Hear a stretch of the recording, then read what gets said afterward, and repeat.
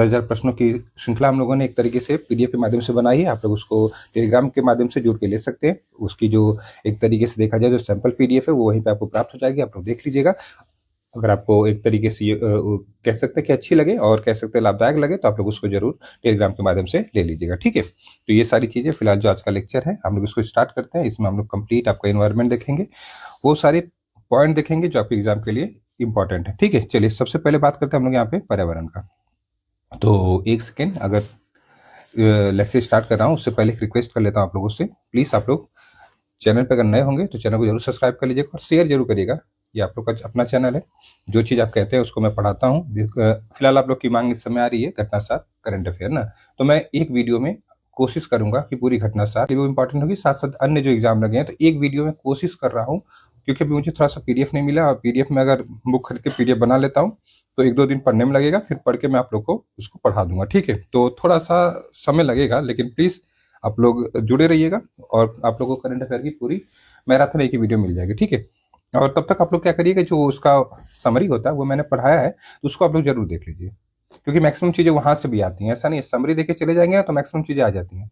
तो चलिए फिर स्टार्ट करते हैं पर्यावरण। तो क्या होता है पर्यावरण? तो बेसिकली पर्यावरण की अगर मैं बात करूं तो जो पृथ्वी है ना उस पर पाए जाने वाले जैसे कि भूमि, जल, वायु, जीव, जीव में पौधे और आपके जंतु हो गए का जो समूह होता है और जो हमारे चारों ओर से एक तरीके से घेरा होता है, उसी को हम लोग सामूहिक रूप से पर्यावरण कहते हैं। क्या कहते हैं? इन्वायरमेंट कहते हैं। सिंपल सी परिभाषा है।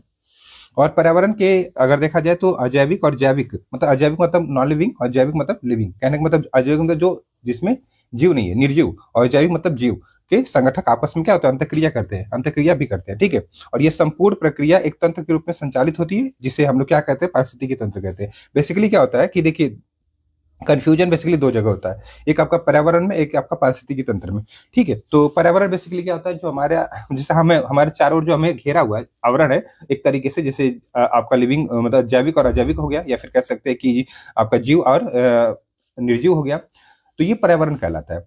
लेकिन जब ये अजैव और जैविक घटक, मतलब अजैव मतलब वही आपके जो निर्जीव हो गए, जैविक मतलब जो सजीव हो गए, ये जब आपस में अंतर क्रिया करते हैं ना, आपस में अंतक्रिया करते हैं, जब उनका हम अध्ययन करते हैं, क्या करते हैं, अध्ययन करते हैं, तो वो पारिस्थितिकी कहलाता है। देखिए एक चीज है, इन्वायरमेंट अगर मुझसे पढ़ना है तो बहुत सारी चीजें मैंने पढ़ाई है पीसीएस के लिए, उसमें मैं कॉन्सेप्चुअल के मतलब जितना कॉन्सेप्ट होता है, कहाँ से कैसी चीजें आती है, सब कुछ पढ़ा है। तो आप लोग अगर चैनल पर नए होंगे, अगर अच्छे से पढ़ना है तो पूर्वावलोकन पढ़ लीजिएगा, मैंने बहुत अच्छे से पढ़ा है, 60-70 हजार व्यू है इस पे, और बहुत सारे इन्वायरमेंट के लेक्चर लिए हैं, तो आप लोग वहां से देख लेंगे। इन्वायरमेंट की क्लियरिटी आपको बहुत अच्छी हो जाएगी। 2 चीज 3 चीज मैं कहता हूँ, पॉलिटी पढ़ लीजिए, इन्वायरमेंट पढ़ लीजिए और ज्योग्राफी पढ़ लीजिए, इसमें कोई दिक्कत नहीं है, ठीक है।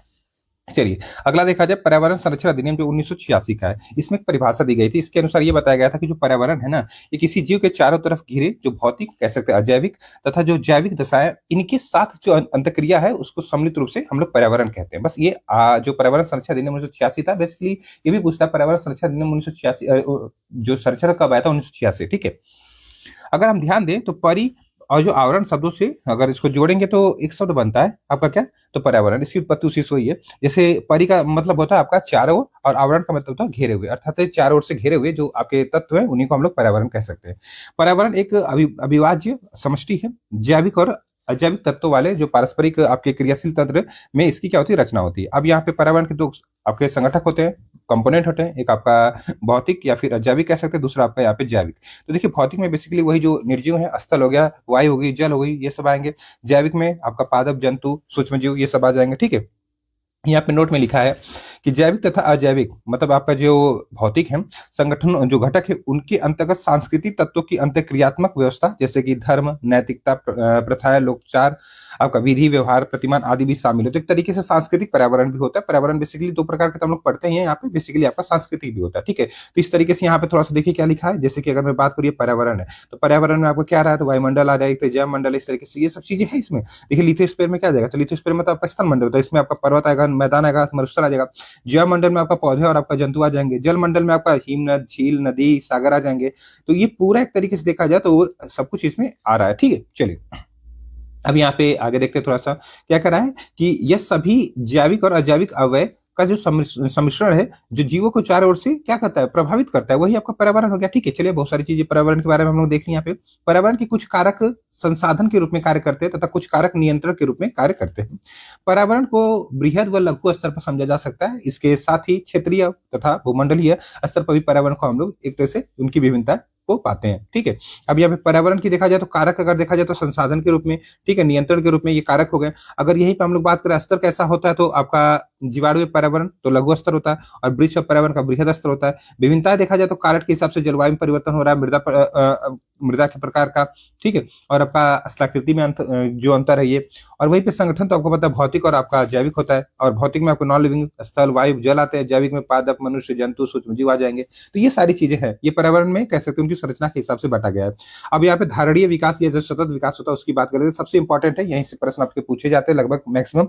धारणीय विकास क्या होता है, जो आपका सतत विकास होता है, सस्टेनेबल डेवलपमेंट होता है, क्या होता है? बेसिकली एक ऐसी अवधारणा है जिसके तहत क्या होता है कि वर्तमान की जो आवश्यकता है ना, इसको हम पूरा करें, मतलब वर्तमान की जो आवश्यकता है इसको पूरा करते करते क्या करें, साथ में जो भविष्य की आवश्यकता है उनको भी ध्यान में रखा जाए। कहने का मतलब कोई साधन संसाधन है उसका हम इस तरीके से प्रयोग करें कि आज भैया हम अपना खाना अच्छे से खा ले रहे हैं तो भविष्य के लिए भी सोचेंगे अरे यार हमारे जो बच्चे आएंगे उनके लिए हमें छोड़ना है। एक लेमैन लैंग्वेज में बता रहा हूं, तो यही आपका सतत विकास होता है। ठीक है, तो कहने का मतलब धारणीय विकास, विकास की वो अवधारणा है जिसके तहत वर्तमान की जो आवश्यकता है उसके साथ साथ भविष्य की आवश्यकता को भी हम ध्यान दें, तो ये आपका कहलाता है धारणीय विकास या सतत विकास। धारणीय विकास बेसिकली देखा जाए तो प्राकृतिक संसाधनों के उपयोग के संदर्भ में अंतर पीढ़ीगत संवेदनशीलता को क्या करता है, तो बताता ही है, उसके विषय में बताता है। ठीक है, तो वह चीज मैंने आप लोग को एग्जाम्पल में बता दी। अब यहाँ पे देखा जाए धारणीय विकास का जो उद्देश्य है, पृथ्वी के जो प्राकृतिक संसाधन है उनका न्याय संगत उपयोग, संरक्षण तथा उचित प्रबंधन करना, यही बेसिकली जो आपका सतत विकास है या धारणीय विकास है उसका ऑब्जेक्टिव है। ठीक, चलिए, और ये जो कॉन्सेप्ट था एक तरीके से सतत विकास का, इसकी व्याख्या 1987 में एक world commission on environment and development, दरअसल WCED की एक बैठक होती है, उसमें एक रिपोर्ट आती है जिसका नाम क्या है, आवर कॉमन फ्यूचर, उसी में ये इसका जिक्र किया गया था। और ये जो कमीशन बनी थी world commission on environment and development, इसके द्वारा 1987 में प्रकाशित रिपोर्ट आवर कॉमन फ्यूचर, एक तरीके से जिसे जो ये बेसिकली जो पूरा जहां पे हो रहा था इसे ब्रटलैंड रिपोर्ट कहते हैं। क्या कहते हैं? ब्रटलैंड रिपोर्ट कहते हैं। ठीक है, इसके अनुसार यही परिभाषा दी गई थी। ठीक है, तो इस तरीके से जैसे कि सतत विकास से अभिप्राय ऐसे विकास से जो कि भावी पीढ़ियों की जरूरतों को पूरी करने की योग्यता को प्रभावित किए बिना वर्तमान समय की आवश्यकता को पूरी करे। तो इस तरीके से बेसिकली जो आपका सतत विकास या धारणीय विकास का जो परिभाषा आया है वो आया 1987 में, जो ब्रटलैंड की रिपोर्ट आई थी उसके हिसाब से, या फिर आवर कॉमन फ्यूचर जो पत्रिका थी। ठीक है, इस तरीके से याद रखिए प्रकाशन जो था। अब इसका तात्पर्य क्या होता है? इसका तात्पर्य बेसिकली मानव समाज का सतत भविष्य तभी सुनिश्चित हो सकता है जबकि आर्थिक गतिविधियां, जो आर्थिक गतिविधियां हैं और मानव कल्याण के समर्थन हेतु आवश्यक, जैसे कि आपके जैव भौतिक और सामाजिक परिस्थितियां पीढ़ी दर पीढ़ी क्या होते हैं, पोषित और कह सकते हैं संग्रहित हो की जा सकती है। अब 1992 की बात है, 1992 में पृथ्वी सम्मेलन हुआ था जिसको एजेंडा 21 या फिर योग घोषणा के नाम से हम जानते हैं। इसके प्रति पूर्ण समर्थन इसने व्यक्त किया था। ठीक है, चलिए, इसके साथ ही 2002 में जोहान्सबर्ग में आयोजित सम्मेलन का मुख्य जो मुद्दा था वो सतत विकास ही था। सतत विकास के लिए जैविक विविधता का संरक्षण, प्रदूषण निरोध एवं नियंत्रण तथा निर्धनता घटाना एक तरह से सभी आवश्यक क्या थे, घटक कह सकते हैं। ठीक है, अब यहाँ पे देखा जाए जो प्रकृति है उसकी अपनी सुंदरता है, अपनी सीमाएं हैं, अतः हमें चाहिए कि पहले हम जो प्रकृति है उसको समझें, मतलब समझने का प्रयास करें, उसके बाद अपनी जो विकास नीतियां उनका निर्धारण करें। अतः आर्थिक विकास और पर्यावरण सुरक्षा के मध्य एक जो वांछित संतुलन उसको बनाए रखें, और टिकाऊ विकास की हम सतत विकास की बात करें। टिकाऊ विकास की ओर अनिवार्य शर्तें क्या है, तो वे सूचनाएं की उपलब्धता पर आधारित होता है। ठीक है, चलिए, अब यहाँ पे टिकाऊ विकास की आवश्यकता सूचना क्या है, इस तरीके देख सकते हैं। पर्यावरण से संबंधित सूचना है, मनुष्य क्रियाकलापों से संबंधित सूचना है, जैसे कि पर्यावरण से संबंधित सूचनाओं में आपका आ जाएगा जैविक जो अधिवास है उनसे संबंधित, प्राकृतिक संसाधन से संबंधित है, आपको यहाँ पे पर्यावरण के आधारभूत जो कारक है उनसे संदर्भित है, वर्तमान पर्यावरण की स्थिति की बात करता है ये। वही मनुष्य व उसकी क्रियाकलापों की संबंधित सूचनाएं में जनसंख्या वृद्धि दर, फिर जनसंख्या का आकार, फिर आपका विभिन्न संसाधन व जो खाद्य उपलब्धता है। ठीक है, इसके बाद देखा जाए जैसे गैर अनिवार्य जो सृजनात्मक सुविधाएं हैं, फिर औसत जीवन स्तर तथा प्रति व्यक्ति आय, ये सब चीजें आ जाती है मनुष्य व उसके जो क्रियाकलाप की संबंधित सूचनाएं।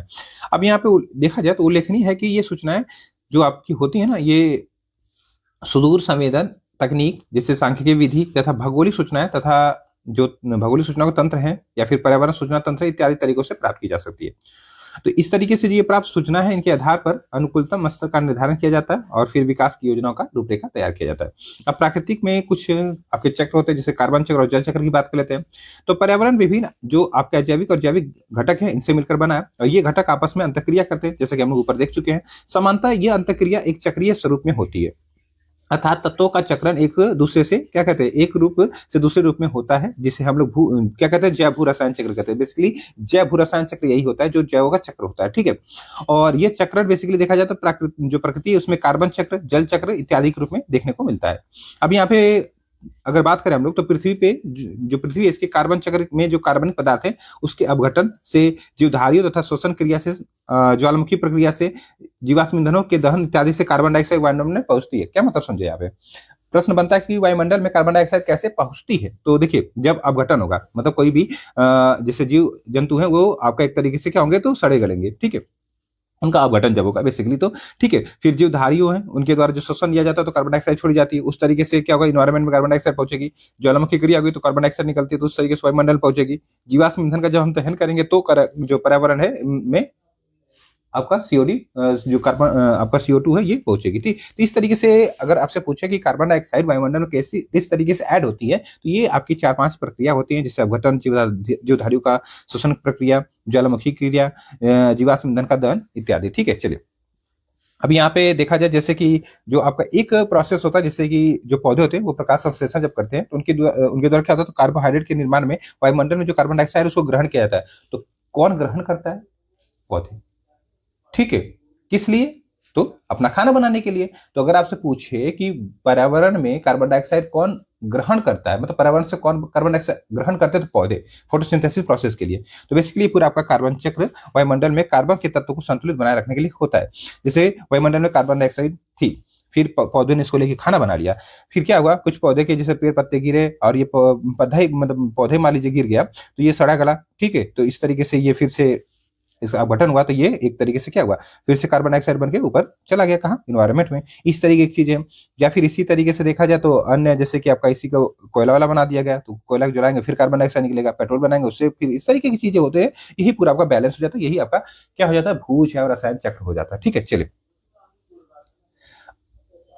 अब यहाँ पे देखा जाए कि ध्यान दें तो कार्बन पृथ्वी पर बहुत सारी जो अवस्था है उसमें पाया जाता है। ये अपने मूल रूप में ग्रेफाइट व हीरा में पाया जाता है, याद रखिएगा, प्रश्न बनता है, ठीक है। यौगिक के रूप में ये वायुमंडल में कार्बन डाइऑक्साइड के रूप में, कार्बोनेट के और हाइड्रोजन कार्बोनेट के रूप में पाया जाता है। विभिन्न प्रकार के जो खनिज है उनमें भी कार्बन पाया जाता है। जल की तरह कार्बन भी विभिन्न भौतिक कह सकते हैं जो जैविक क्रिया है उसके द्वारा पुनर्चक्रण होता है। वहीं दूसरी ओर अगर जल चक्र की बात करें तो सौर विकिरण की सबसे महत्वपूर्ण भूमिका है इसमें, ठीक है। और सौर विकिरण जो होता है जल चक्र को चालित करता है और जल वाष्पीकरण करता है। बेसिकली यहाँ पे एक चीज समझिएगा, जो जल चक्र है उसके लिए सबसे इंपॉर्टेंट क्या है, तो उसके लिए सबसे इंपॉर्टेंट है सूर्य का प्रकाश, वही सौर विकिरण कहलाता है, क्योंकि पानी को ही गर्म करेगा, पानी को गर्म करेगा तो पानी ऊपर जाएगा, ठीक है, वाष्पीकरण तभी होगा। तो इस तरीके से सबसे इंपॉर्टेंट जो आप है वाटर साइकिल के लिए, वो आपको यहाँ पे क्या हो जाएगा, तो जो सौर विकिरण है, ठीक है। वायुमंडल में नमी वर्षा की मात्रा का निर्धारण करती है। सभी प्रकार की वर्षा की मात्रा या यथा बूंदाबांदी, वर्षा, बर्फबारी इत्यादि वायुमंडल में नमी जो होती है उसी के हिसाब से आपकी बढ़ती रहती है, ठीक है, इतना याद रखिएगा। सौर विकिरण द्वारा बर्फ का जल एक तरह से द्रवीकरण होता है, मतलब वाटर में चेंज जाता है, ठीक है, किसके द्वारा, तो सौर विकिरण के द्वारा ही। जल चक्र हाइड्रोस्फीयर में जल की विभिन्न गतिविधियों को दर्शाता है। प्रकृति में एक तरीके से देखा जाए जल चक्र को निम्न प्रकार से हम लोग प्रदर्शित कर सकते हैं, इस तरीके से देख रहे हैं कैसे। तो यहाँ पे देखिए पूरा ये नदी वगैरह था, यहाँ पे पानी था। अब यहाँ पे एक तरह से सूर्य देवता है, इन्होंने प्रकाश डाला तो पानी क्या हुआ, गर्म होके इस तरीके से भास बन के इस तरीके से गया ऊपर, फिर बादल बना। अब बादल बन गया तो बादल धीरे धीरे ठंडा हुआ, कम तापमान हुआ तो संघनित हो गया, तो संघनित होकर क्या हो गया, तो ये फिर से वाटर में चेंज होगा, तो इस तरीके से वर्षा हो गई तो फिर से इसी में आ गया, तो ये साइकिल चलने लगी, ठीक है। तो इस तरीके से चीजों को आप लोग यहाँ पे समझ सकते हैं, ठीक है। वाष्पोत्सर्जन के द्वारा जो प्लांट्स हैं उनसे पानी ऊपर जाता है, मतलब एक तरीके से जैसे हम निकलता है। चलिए, अब यहाँ पे देखा जाए जो जल चक्र है इसमें पौधों की वृद्धि में सहायक होता है। पौधे भूमि में आपका एक तरह से प्रतिरोपित किए जाते हैं तथा भूमि में उपस्थित उनके मूल रूम जो होते हैं, ठीक है, उनके द्वारा वे जल का अवशोषण करते हैं। सामान्यतः पौधे के अधिकांश मूल रूम प्रतिरोपण के कारण नष्ट हो जाते हैं। मतलब एक जगह मान लीजिए उखाड़ के फिर दूसरी जगह ले जा रहे हैं बोरे ना, तो उसके जो मूल रूम होते हैं वो नष्ट हो जाते हैं। ठीक है, तो बस वो आपका खराब हो जाता है। तो इस तरीके से याद रखिएगा। इसलिए कई प्रतिरोपित पौधे में वृद्धि नहीं हो पाती है। कई बार प्रीसीजन पूछा हुआ प्रश्न है। अगर ध्यान दे तो मूल रूम है मृदा में उपस्थित मृदा विलयन जो होता है सॉइल सोल्यूशन होता है उसके संपर्क में रहते हैं। इन मूल रूमों के द्वारा ही पौधे भूमि से जल का अवशोषण करते हैं। मूल रूमों की कोशा भित्ति जो होती है, जैसे देखा जाए सेलुलोज किससे बनी होती है, किससे, सेलुलोज से। और इनके साथ इनमें कुछ आपका पैक्टिन भी पाया जाता है। पैक्टिन के कारण ही मूल रूम मृदा से चिपके रहते हैं। ठीक, चलिए। अब मूल रूमों की कोशिका भित्ति कैसी होती है, तो पारगम्य होती है, मतलब प्रीमिएबल होती है। एक तरह से प्रीमेबल जो मेम्ब्रेन होते हैं उसकी तरह कार्य करती है। ठीक है, अब यहाँ पे देखा जाए तो इस तरीके की चीज यहाँ पे बताया गया। चले कोई बात नहीं। अब यहाँ पे देखा इसके अलावा एक कारण यह भी है कि खेतों में जो उर्वरक है अर्थात जो फर्टिलाइजर्स हैं इनका प्रयोग करने पर यदि शीघ्र ही अधिक जल से खेतों की सिंचाई नहीं होती है तो मृदा विलयन की सांद्रता अधिक हो जाती है, जिसके कारण क्या होता है, तो जो मूल रूम है मूल रूमों द्वारा जल अवशोषण कठिन हो जाता है जिससे पौधे मुरझा जाते हैं। उल्लेखनीय है कि जल अवशोषण प्राप्य भूमि जल जैसे कि जो आपका अवेलेबल सॉइल वाटर वाली जो भूमि है मृदा के तापमान, मृदा के विलयन की सांद्रता व मृदा की जो वायु है जैसे कारकों पर निर्भर करती है। तो कारक भी पूछ सकता है। ठीक है, इस प्रकार जल में स्थित जल चक्र द्वारा पर्यावरण में अपनी भूमिका विभिन्न प्रकार से निभाता है। जल चक्र के साथ साथ वायुमंडल में होने वाली गतिविधियां भी पर्यावरण में महत्वपूर्ण अपनी भूमिका निभाती हैं। ठीक है, चलिए अभी यहाँ पे वायुमंडल के बारे में दे रहा है, यहाँ पे थोड़ा सा देखा जाए तो बेसिकली चौथा टॉपिक है ये, कह रहा है कि रासायनिक संगठन के आधार पर पदार्थ को तत्व, यौगिक और मिश्रण के रूप में हम लोग बांट सकते हैं। ठीक है, तत्व बेसिकली देखा जाए पदार्थ का साधारण रूप होता है जिसे रासायनिक या भौतिक विधियों के द्वारा हम अपने आगे क्या करते हैं, उप विभाजित नहीं किया जा सकता। ठीक है, ये तत्व होता है। यौगिक ऐसा पदार्थ होता है जिसमें दो या दो से अधिक तत्व एक तरीके से देखा जाए जो तत्व द्रव्यमान के एक स्थिर अनुपात में संयोजित होते हैं, मतलब मिलते हैं। वही मिश्रण ऐसा पदार्थ होता है जिसमें दो या दो से अधिक तत्व या यौगिक आपस में मिलते हैं, लेकिन अनुपात भी यहाँ पे एक तरह से किसी भी अनुपात में, इनमें अनुपात फिक्स नहीं होता, रेशो फिक्स नहीं होता। ठीक है, चलिए अब वायु विभिन्न गैसों का मिश्रण होता है। तो याद रखिएगा पृथ्वी पे पारित विद्यमान जैसे कि गैसें वायु के समूह को वायुमंडल कहते हैं। इसमें नाइट्रोजन, ऑक्सीजन, कार्बन डाइऑक्साइड तथा अन्य गैसें पाई जाती हैं। गैसों का यह जो मिश्रण होता है वायुमंडल अर्थात एटमॉस्फेयर पाया जाता है।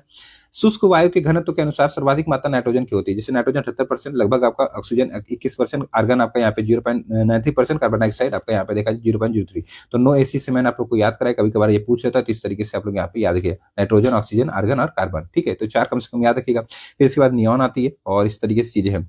स्वपोषी जो पेड़ पौधे हैं और प्राण वायु ऑक्सीजन का उत्सर्जन और वायुमंडली को जो वायुमंडल है उसको दूषित करने वाली जो ग्लोबल वार्मिंग के लिए जिम्मेदार गैस कार्बन डाइऑक्साइड उसको अवशोषण करते हैं। तो कई बार मैं बता चुका हूं। अगर वनस्पति नहीं होगी तो ऑक्सीजन की कमी से पृथ्वी पर जीवन एक तरीके से क्या हो जाएगा, तो खत्म हो जाएगा, इसका प्रभाव पड़ेगा। ठीक है, तो इस तरीके से ये ऑक्सीजन पूरा आप देख सकते हैं। चलिए कैसे ऑक्सीजन और कार्बन डाइऑक्साइड का बैलेंस हो रहा है यहाँ पे ये दिया गया है। इस प्रकार अगर देखा जाए पादप वायुमंडल में ऑक्सीजन और कार्बन डाइऑक्साइड के संतुलन को भी बनाए रखते हैं।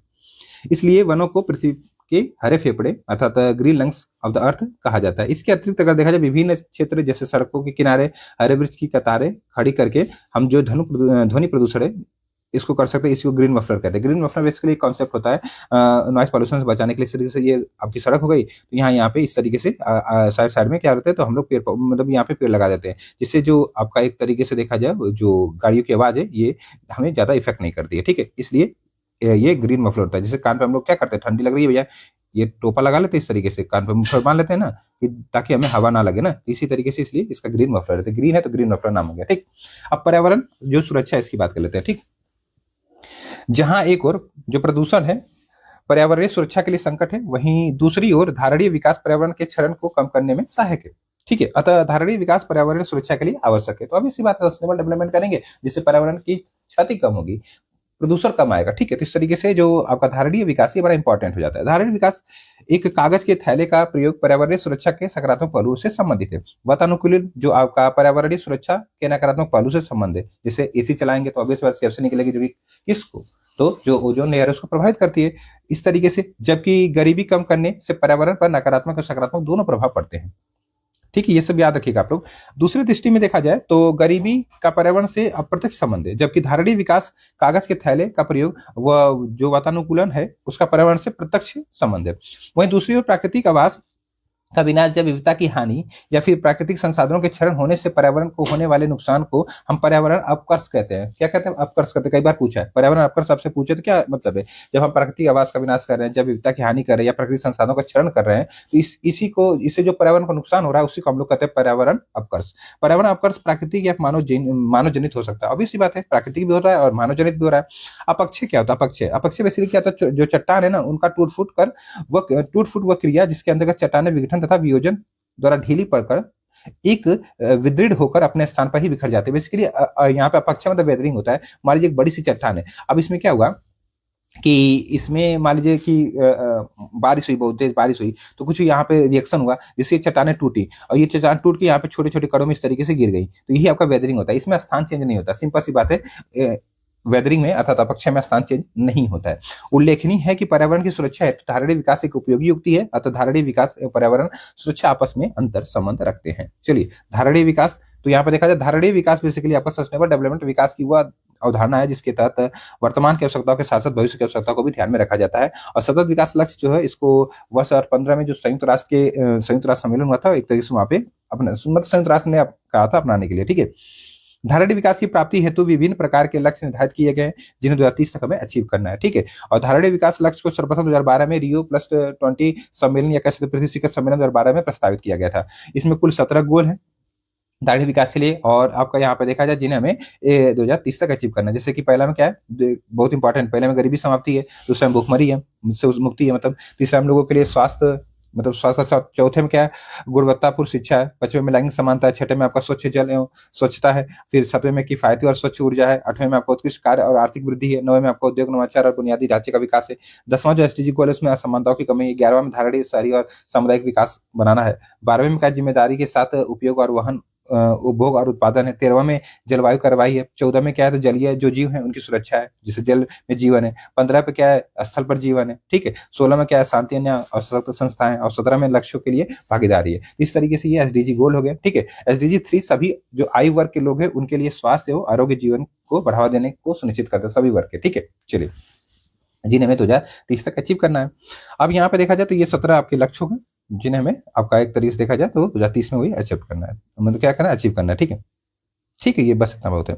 अब यहाँ पे इस तरीके से करंट अफेयर की चीजें हैं, तो ये थोड़ा सा देख, करंट अफेयर की चीजें यहाँ पे इंपॉर्टेंट है। देखिए, धारणीय कृषि क्या होती है? धारणीय कृषि मतलब ऐसी कृषि जो एक तरीके से पर्यावरण को नुकसान भी ना पहुंचाए और हमें फायदा भी करे। कहने का मतलब सिंपल समझिए, धारणीय कृषि का अर्थ है पर्यावरण को अक्षुण्ण रखते हुए भूमि इस प्रकार प्रयोग की कि उसकी गुणवत्ता लंबे समय तक बनी रहे। बस यही तो भविष्य के लिए जहां देखा जाए तो धारणीय चीजें आ गई तो ऑब्वियसली बात है सस्टेनेबल डेवलपमेंट हो गया एक तरीके से। वर्तमान में भारत में की लगभग 55% जनसंख्या कृषि और जो संबंध क्षेत्र है उस पर निर्भर है। अगर ध्यान दें तो अत्यधिक जनसंख्या वृद्धि के कारण खाद्य समेत अन्य जो पदार्थ है उनका जो उत्पादन बढ़ाने की आवश्यकता महसूस हुई है। इसकी वजह से कृषि अर्थात हरित क्रांति के तहत रासायनिक जो खाद है उर्वरक उनका प्रयोग हो रहा है, जहरीले कीटनाशक वगैरह का, जिससे जो कृषि है सॉरी जो मिट्टी है वो एक तरीके से क्या हो रही है, प्रभावित हो रही है। ठीक है, और परंतु इसके प्राकृतिक असंतुलन व मृदा की गुणवत्ता व उसकी उर्वरता में यहाँ पे क्या होता है, व्यक्त क्षति मतलब एक तरह से बहुत क्षति पहुंच रही है। इससे मानव के स्वास्थ्य पर भी दुष्प्रभाव पड़ रहा है। इससे निपटने हेतु आज संपूर्ण विश्व का झुकाव सतत धारणीय कृषि की ओर एक तरह से तेजी से बढ़ रहा है। अब यहाँ पे इस हेतु जैविक खाद जो बायो फर्टिलाइजर होता है इसका प्रयोग किया जा रहा है। उल्लेखनीय कि भारत में टिकाऊ कृषि के लिए राष्ट्रीय mission national mission for sustainable agriculture, ठीक है, वर्ष 2014-15 से चलाया जा रहा है। और यह मिशन जलवायु परिवर्तन पर राष्ट्रीय कार्य योजना जो national action plan on climate change है का एक भाग है। क्लब ऑफ रोम जो एक तरह से वैज्ञानिक थे, मतलब क्लब ऑफ रोम वैज्ञानिकों के जैसे अर्थविदों, सिविल सेवकों तथा व्यवसायों की एक संस्था है जो मानवता के समक्ष उपस्थित होने वाली जो वैश्विक चुनौतियां उनके समाधान हेतु सुझाव देती है। ठीक है, और ये संस्था शोध विवाद वाद विवाद सम्मेलन इत्यादि के माध्यम से वैज्ञानिक विश्लेषण कर इन सुझाव का क्या करती है तो उपलब्ध कराती है। 2021 में नीति आयोग द्वारा सतत विकास का लक्ष्य भारत एसडीजी इंडेक्स 2021-20 जारी किया गया था। इस तरीके से ये आपका रैंक थी। तो ये छोड़िए करंट अफेयर की चीजें हैं। चलिए, अब पृथ्वी शिखर सम्मेलन जिसको रियो समिट कह सकते हैं हम लोग, यहाँ पे तो जलवायु परिवर्तन के कारण पृथ्वी पर विभिन्न प्रकार के संकट उत्पन्न हो रहे हैं। हमारे पृथ्वी पर मंडरा रहे संकट से निपटने के लिए साझी रणनीति बनाने के उद्देश्य से विश्व भर के नेताओं ने 1992 में ब्राजील का जो शहर है रियो डी जेनेरी उसमें आयोजित पृथ्वी जो सम्मेलन में उसमें एकत्र हुए थे। इस सम्मेलन में बेसिकली जलवायु परिवर्तन और ग्लोबल वार्मिंग जैसी समस्या को लेकर गहरी चिंता जताई गई थी। ठीक है, और उसके लड़ने के लिए प्रयास भी किया गया था। अगर देखा जाए लगभग 180 देशों के प्रतिनिधि इसमें शामिल हुए थे और संयुक्त राष्ट्र और पर्यावरण और विकास के मुद्दे पर आयोजित इस सम्मेलन में शिरकत की थी। रियो डी जेनेरो अर्थात ब्राजील में जो 1992 संपन्न जो पृथ्वी शिखर सम्मेलन था, ये संयुक्त राष्ट्र का पर्यावरण विकास सम्मेलन था। और 1991 में वैश्विक पर्यावरण सुविधा अर्थात जो आपका ग्लोबल एनवायरनमेंट फैसिलिटी होती है ना, उसकी स्थापना भी की गई थी। इसका मुख्यालय वाशिंगटन डीसी में है और 18 संस्थाओं के साथ इसमें कुल 186 सदस्य देश हैं जो कि वैश्विक पर्यावरण से संबंधित जो चुनौतियां उसे निपटने में सहायता करते हैं। और ये संकटग्रस्त पारिस्थितिकी तंत्र जैसे स्थलीय और जलीय को सुरक्षित करने की अपनी भूमिका निभाता है। और अगर बात करें जो आपका जीईएफ है, ये यूएनएफसीसी के तहत अल्प विकसित देशों को अल्प विकसित देश निधि जो होता है एक तरीके से वो उपलब्ध कराता भी है। और ये इन देशों को उनके national adaptation programme of action है जिसको नापास कहते हैं कि तैयारी व क्रियान्वयन में सहायता भी करता है। तो अगर ध्यान दे तो 29 अक्टूबर से 10 नवंबर 2021 के मध्य COP 7 आपकी बैठक मार्केस मोरक्को में हुई थी, ठीक है। और इस बैठक से प्राप्त निर्देशों के आधार पर विशिष्ट जलवायु परिवर्तन निधि the special climate change fund की स्थापना की गई। तो इस तरीके से याद रखें 2001 की बात है ये, ठीक है। और ये निधि अनुकूलन के साथ साथ आपका विकासशील देशों को तकनीकी हस्तांतरण में भी सहायता करती है। अब एजेंडा 21 क्या है? एजेंडा 21 की बात कर लेते हैं। तो ब्राजील के जो रियो डी जेनेरो 1992 में जो बैठक हुई थी, इसे अर्थ समिट या पृथ्वी शिखर सम्मेलन भी कहा जाता है। यह सम्मेलन जो स्टॉकहोम सम्मेलन था 1972 में जो हुआ था, उसकी 20वीं वर्षगांठ मनाने के लिए आयोजित किया गया था। और इसमें सम्मिलित देशों ने धारणीय विकास के लिए कार्यवाही योजना स्वीकृति की, जिसे एजेंडा 21 के नाम से हम लोग जानते हैं। एजेंडा 21 बेसिकली धारणीय विकास के लिए एक वैश्विक कार्य योजना थी, ठीक है ना। तो ये इतना याद रखिएगा। अब यह पारिस्थितिकीय जो विनाश है तथा आर्थिक असमानता को समाप्त करने पर बल देता है। तो इस तरीके से आप लोग स्टॉकहोम सम्मेलन 1972 में हुआ, फिर उसके 20 साल बाद आपका पृथ्वी शिखर सम्मेलन 1992 में होता है, फिर एजेंडा 21 इसमें आता है, फिर 5 वर्ष बाद समीक्षा होती है जिसको हम लोग पृथ्वी +5 मतलब पृथ्वी सम्मेलन +5 जो कि 1997 होता है। तो ये होता है, ठीक है। इसके साथ ही पृथ्वी सम्मेलन की किसी सदी के लिए पर्यावरणीय विकास हेतु जो कार्यक्रम निर्धारित किए गए, इन कार्यक्रमों को एजेंडा 21 के नाम से दिया गया, ठीक है। इस एजेंडा को निम्न प्रकार या प्रमुख भागों में हम लोग बांट के पढ़ सकते हैं। जैसे कि यहाँ पे क्या था, तो जैसे जैविक विविधता संरक्षण और संकटग्रस्त जीवों का संरक्षण, विकासशील देशों में गरीबी निवारण व जनसंख्या नियंत्रण, सबको खास स्वच्छ जल व सामाजिक सुरक्षा है, पृथ्वी जो पूंजी हस्तांतरण को उदार बनाने की बात की गई थी। अतः अंतर्राष्ट्रीय स्तर पर पर्यावरण संरक्षण व विकास की दिशा में ये महत्वपूर्ण प्रयास था। अब यहाँ पे रियो +20 सम्मेलन क्या है? तो रियो +20 सम्मेलन वही 1992 का एक तरीके से देखा जो आयोजित पृथ्वी सम्मेलन था, उसका ठीक 5 वर्ष बाद आपका एक तरीके से 1997 में आपका एक तरीके से सम्मेलन होता है जिसको हम लोग रियो +5 कहते हैं, या फिर पृथ्वी सम्मेलन +5 के नाम से जाना जाता है, ठीक है। और ये ये बैठक एजेंडा 21 को लागू करने की दिशा में उठाए गए कदमों का मूल्यांकन हेतु बनाई गई थी। एजेंडा 21 के तहत पहली बैठक में उन सभी कारकों को सूचीबद्ध किया गया था जिससे टिकाऊ विकास की जो लक्ष्य है वो हासिल करने में सहायता मिले। और उल्लेखनीय है कि 26 अगस्त से 4 सितंबर 2002 के मध्य रियो +10 का आयोजन जोहान्सबर्ग दक्षिण अफ्रीका में बेसिकली की विश्व सतत विकास सम्मेलन की 10वीं वर्षगांठ के उपलक्ष्य में आयोजित किया गया था, तथा रियो +20 का आयोजन रियो डी जेनेरो ब्राजील में फिर से आपका 2012 में संपन्न हुआ था, ठीक। चलिए, और ये जो सम्मेलन था ये 1992 के रियो डी जेनेरो में हुए पृथ्वी सम्मेलन की 20वीं वर्षगांठ के उपलक्ष्य में मनाया गया था, ठीक। और 2012 में ब्राजील के रियो डी जेनेरो में आयोजित आपका रियो +20 सम्मेलन की घोषणा पत्र का शीर्षक था द फ्यूचर वी वांट, ठीक है। और इस मौजूदा थी इसमें जनसंख्या नियंत्रण, गरीबी उन्मूलन, सतत विकास, सामाजिक समझौता इत्यादि पहलुओं पर विचार किया गया था। और इसी सम्मेलन में भारत ने हरित अर्थव्यवस्था को प्रोत्साहित करने की जो आवश्यकता है उस पर बल दिया तथा हरित अर्थव्यवस्था में रुचि रखने वाले देशों को समर्थन प्रदान करने के लिए सरकारों आदि की कार्यवाही इसमें एक तरह से आह्वान किया गया। और इसी आह्वान पर संयुक्त राष्ट्र की प्रत्यक्ष प्रतिक्रिया के फलस्वरूप हरित अर्थव्यवस्था की कार्रवाई के लिए भागीदारी अर्थात आपका यहाँ पे एक नया कह सकते हैं कि पेज सृजन हुआ, मतलब एक पेज नाम का एक तरह से सृजन किया गया, ठीक है। अब विभिन्न संगठन एवं संस्थान इनको हम लोग जल्दी से देख लेते हैं। जैसे कि पर्यावरण संरक्षण एवं सुरक्षा की दृष्टि से राष्ट्रीय और अंतर्राष्ट्रीय स्तर पर विभिन्न प्रकार के संगठन और संस्थाएं बनाई गई है। जैसे राष्ट्रीय पर्यावरण अभियांत्रिक शोध संस्थान जिसको नीरी कहते हैं, ये आपका महाराष्ट्र के पुणे में है ना, ठीक है। नागपुर शहर में है और ये 1998 में बना था, 1958 में बना था। बस इतना से याद रखिएगा बेसिकली, और तो कुछ इसमें नहीं है। इसके 5 क्षेत्रीय जो प्रयोगशाला चेन्नई, दिल्ली, हैदराबाद, कोलकाता एवं आपका मुंबई में है।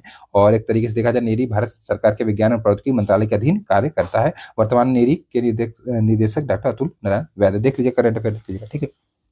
इसके बाद आपका देखा जाए यहाँ पे NEAA का तात्पर्य राष्ट्रीय पर्यावरण अपीलीय प्राधिकरण, नेशनल इन्वायरमेंट अपीलिएट अथॉरिटी है, ठीक है। तो इस तरीके से ये क्या करता है, इसका गठन बेसिकली तत्कालीन वन एवं पर्यावरण मंत्रालय अर्थात आपका देखा जाए के द्वारा किया गया था, ठीक है। और इसमें इसे कुछ प्रतिबंधित क्षेत्रों में ऐसे मामलों को देखने के लिए जिनमें पर्यावरण मंजूरी आवश्यक है स्थापित किया गया था, ठीक है।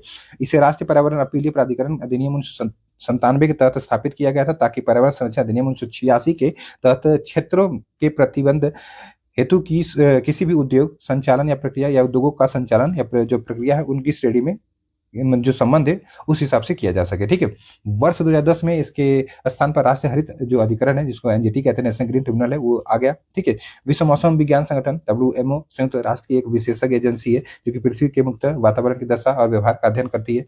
1950 में विश्व मौसम विज्ञान अभी समय, ठीक है, लागू हुआ था। 23 मार्च को विश्व मौसम दिवस मनाया जाता है और 17 मार्च 1951 को क्या हुआ, तो जो आपका IMO है अर्थात इंटरनेशनल मेट्रोलॉजिकल ऑर्गेनाइजेशन, विश्व मौसम विज्ञान संगठन, वर्ल्ड मेट्रोलॉजिकल ऑर्गेनाइजेशन के नाम से अस्तित्व में आया। इसका मुख्यालय जेनेवा स्विट्जरलैंड में स्थित है। संयुक्त राष्ट्र पर्यावरण कार्यक्रम में UNEP की बात करें तो स्थापना 1972 में, तो इसका मुख्यालय आपका नैरोबी में है। ठीक है, EPA की बात करें तो इन्वायरमेंटल प्रोटेक्शन एजेंसी है, संयुक्त राज्य अमेरिका की संघ एजेंसी है जिसकी स्थापना 2 दिसंबर 1970 को की गई थी। ये मानव स्वास्थ्य एवं पर्यावरण संबंधी नियमों के निर्माण व प्रवर्तन की बात करता है। ग्रीन पीस इंटरनेशनल एक गैर क्या है, तो सरकारी पर्यावरण संगठन है। यहाँ पे देखा जाए बेसिकली इसका मुख्यालय बहुत पूछता है तो नीदरलैंड एम्स्टर्डम में स्थित है। ठीक है, पर्यावरण संरक्षण से संबंधित जो अधिनियम है, तो 1972 में आपको पता है स्टॉकहोम में आयोजित संयुक्त राष्ट्र के प्रथम मानव पर्यावरण सम्मेलन के निर्णयों को क्रियान्वित करने के लिए या उनके उद्देश्य को पूरा करने के लिए पर्यावरण संरक्षण अधिनियम 1986 पारित किया गया था। और यह अधिनियम बेसिकली केंद्र सरकार को शक्ति देता है कि वह अधिनियम के उपबंधों के अंतर्गत पर्यावरण की गुणवत्ता में सुधार लाने तथा संरक्षण के लिए प्रयास करे। ठीक है, भारत में पर्यावरण संरक्षण अधिनियम 1986 को छाता विधान के नाम से भी हम लोग जानते हैं। उल्लेखनीय भोपाल गैस त्रासदी जो कि आपको पता है कि 2 या 3 दिसंबर 1984 को हुई थी, के बाद भारत सरकार ने संविधान के अनुच्छेद 253 के तहत पर्यावरण संरक्षण अधिनियम 1986 को पारित किया था। ठीक है, और इस अधिनियम ने पर्यावरण संरक्षण की दिशा में बनाए गए कानूनों में समन्वय बनाने, उन्हें मार्गदर्शन प्रदान करने में महत्वपूर्ण भूमिका निभाई है। जेनेटिक इंजीनियरिंग अनुमोदन समिति का गठन पर्यावरण संरक्षण अधिनियम 1986 के दिन किया गया था। अगर ध्यान दे तो 22 जुलाई 2010 को गजट आपका नोटिफिकेशन के द्वारा जेनेटिक इंजीनियरिंग अनुमोदन समिति का नाम बदलकर अनुवांशिक इंजीनियरिंग आकलन समिति कर दिया गया। ठीक है, इस तरीके से याद रखिएगा।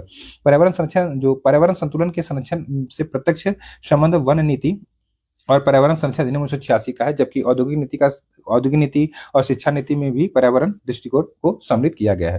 तो राष्ट्रीय हरित अधिकरण 2010 भारतीय संविधान के अंतर्गत दिए गए नागरिकों को स्वच्छ पर्यावरण में रहने के अधिकार, जो कि जीवन के अधिकार अर्थात जो जीवन जीने का अधिकार आर्टिकल 21 के तहत निहित है, तो उसके अनुरूप कार्य करता है। ठीक, चलिए बाकी देखा जाए राष्ट्रीय हरित अधिकरण की स्थापना आपको पता है कि राष्ट्रीय हरित अधिकरण अधिनियम 2010 के तहत 2010 में हुई थी 18 अक्टूबर को। ठीक, इसकी स्थापना पर्यावरण बचाव, वन संरक्षण और अन्य प्राकृतिक संसाधन सहित पर्यावरण से संबंधित किसी भी जो कानून है अधिकार के परिवर्तन, पीड़ित व्यक्ति या अथवा क्षतिग्रस्त संपत्ति के लिए क्षतिपूर्ति प्रदान करने के उद्देश्य से किया गया था। ठीक है, अब कुछ परीक्षा उपयोगी पर्यावरण से संबंधित तथ्य हैं। जैसे पर्यावरण से संबंधित महत्वपूर्ण तथ्य इस प्रकार है। प्राकृतिक वनस्पति जलवायु का सही सूचकांक मतलब यहाँ पे देखा जाए है, तथा वातावरण में कार्बन डाइऑक्साइड की बढ़ती मात्रा से हो रहे जलवायु परिवर्तन से क्या करता है, प्राकृतिक वनस्पति हमें बताता है। ठीक है, जल प्रिय पौधे बेसिकली क्या होते हैं, तो बेसिकली जल जहाँ पे होता है वहां पे इस तरह या उस जैसे कि जल जहाँ पे पाया जाए, जैसे दलदली भूमि, नदी के किनारे, तालाब के किनारे उगते हैं। ठीक है, जैसे कि आपका वाटर लिली हो गई, जल प्रिय पौधे होते हैं। जलवायु की आर्द्रता कम होने पर इनका क्षरण होने लगता है, या एक तरह से ये खत्म हो जाते हैं। इको मार्क बेसिकली प्रमाण पत्र उन भारतीय उत्पादों को दिया जाता है जो कि पर्यावरण के लिए क्या है, तो महत्वपूर्ण है। ये प्रमाण पत्र भारतीय मानक ब्यूरो अर्थात ब्यूरो ऑफ इंडियन स्टैंडर्ड्स जो होता है ना, उसके द्वारा 1991 से दिया जा रहा है।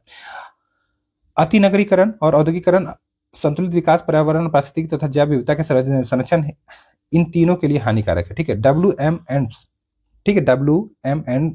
द्वारा लिखित पुस्तक हरित विकास, ग्रीन डेवलपमेंट, इसका पूरा नाम था green development, environment and sustainability in developing world.